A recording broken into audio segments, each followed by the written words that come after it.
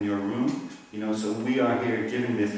And the other thing that's nice, and most of devotees, particularly devotees who've been around a few years, have experience of this, that you don't know who you're meeting on the street, but some of those people you meet on the street will take to this process of Krishna consciousness, and they will become really good devotees. They'll become big book distributors themselves, or they will do something amazing for the Hare Krishna movement.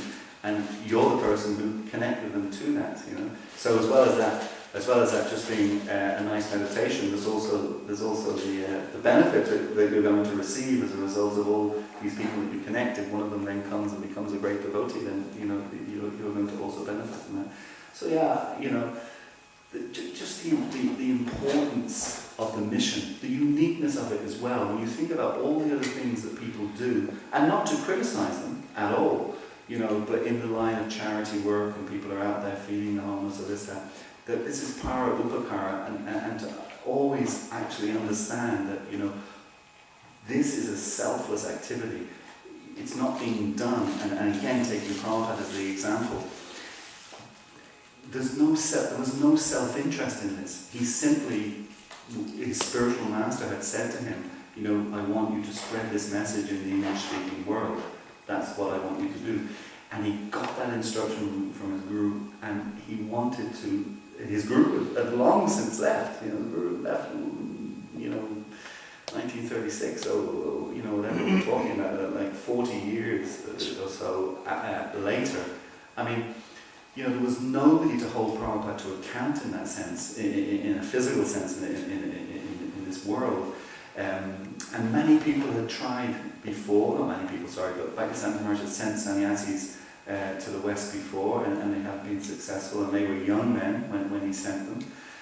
So all that understanding was there, that kind of negative impression was there, that it was impossible, because of that exchange that they had with that Lord Zetland, is that his name? Zetland? Was that his name? Yeah. They had that exchange with him. He wanted to become a sannyasi, and the sannyasi said, yes, no problem, you just have to give up meat eating, intoxication, gambling, illicit sex. And he said, impossible. That's impossible. And that was taken as the definitive conclusion of all people in Western society, that it's impossible for them to give up, sinful life, and therefore it's impossible to spread Krishna consciousness in the Western world. So at 70 years of age, Prabhupada could be forgiven for thinking, well, my guru did give me that instruction, I have meditated on it, I have wanted to do it, but it just... And then when he goes to Mrs. Margie and says, I want to get, please give me a room on your boat. She says, no, I'm not bringing you. She says, I don't want to be responsible for, your death on the boat or whatever. You're an old man, go back to Vrindavan and just whatever. And 3 times she rejected him to go. So Prabhupada could easily be forgiven for thinking, well, I've tried, but it just doesn't seem that it's going to happen. But still, he kept on pushing, and did do all that he did, and completely selflessly. I mean, that's the point. It's like so many other people, when they do things, there's motivation actually involved for their own personal gratification or their own personal prestige, whatever it may be. This isn't the case. This isn't the case with his personality. I don't know who your heroes were before you were a devotee, who your heroes were. But if you look into all these different personalities, they all have, they're attached to they're attached to their senses. That they're enjoying their senses like that. There's this personal benefit that they're getting in some form or another, whatever it may be. But with Prabhupada, that just is completely absent. It's completely absent. So you're serving and following a personality that was taking nothing for himself, absolutely nothing for himself on any gross, subtle level, nothing whatsoever. So para upakara, the greatest welfare work, that's what we're actually engaged in. So that person that you're stopping and your mind is becoming inattentive, that person,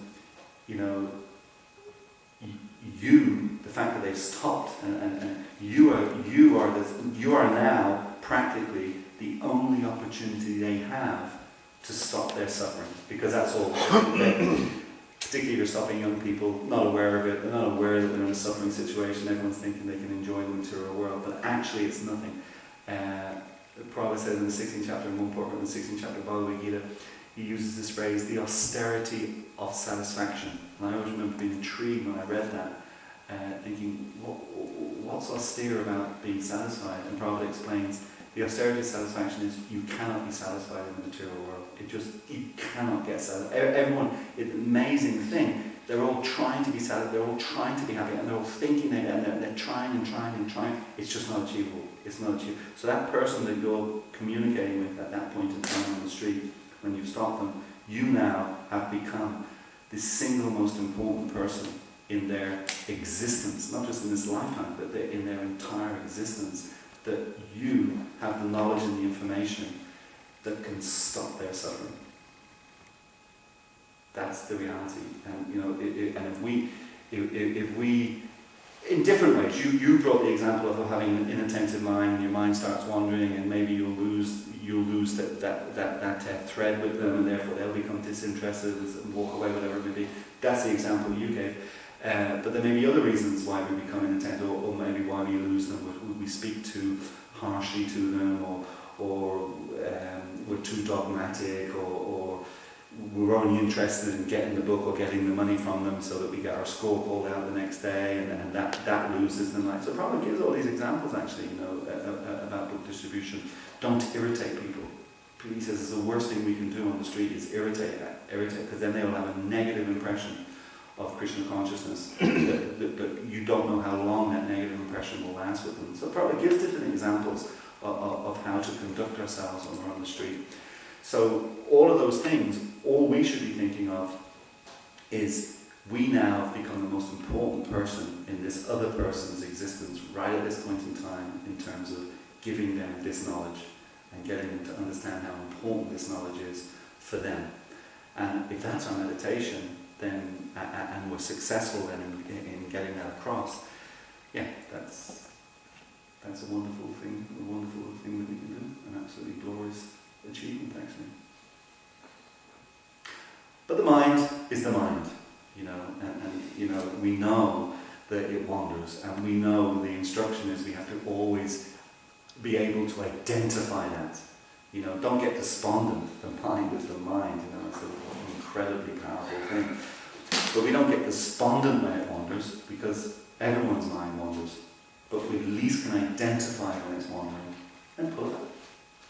Okay, you won that little battle. You haven't won the war, but you won that little battle. I did drift off for a minute, 5 minutes, whatever it is, and my mind. But now I'm pulling you back. I'm pulling you back and reining you in.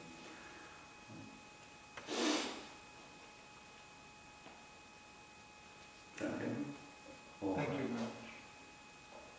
Thank you. So I should stop now, right? It's 9 o'clock. That's late. Okay. Srimad Bhagavatam Ki Jai. Srila Prabhupada Ki Jai.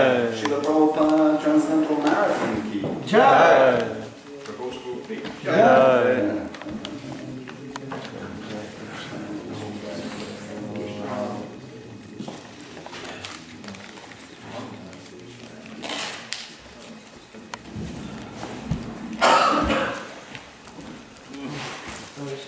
It's not everybody is not